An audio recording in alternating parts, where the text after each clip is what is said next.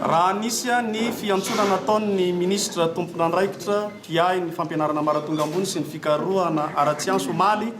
dia nanoina ny antso ny solitena ny CSS manerana ny nosy zany hoe misy solitena telo avy nandritra n'izay ary taorian'izay dia tsapa fa tsy nisy ny vahaolana mahafa-po niezaka nampiseho ny fomba fijery ny toedrara manoloana ny vahaolana natolotra Andriamatoa Prime Ministre ny ministera piay fa dia atreto zany noho ny tsy fahafahampo ny CSS zay dia miantso ny filohan'ny Repoblika ny CSS manerana ny nosy mba handray ny solitena ny CSS mba hamaha ny olona ny CSS dia ny olana mahakasika ny fampianarana maratonga ambony sy ny fikarohana ara-tsiansy izany hoe mila apetraka amin'ny toerana mendrika azy ary tokony arovana izay hasin'ny fampianarana maratonga ambony zay indrindra ny hoavin'ny taranaka malagasy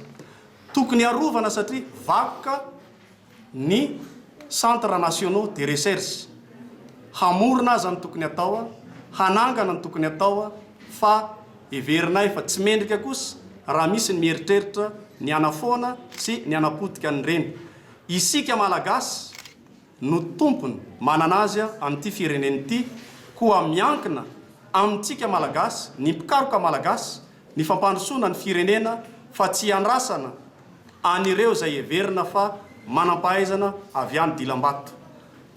teny atsipy ho an'ny manam-panahy zany ka tokony ho raisin'ny manan-tsaina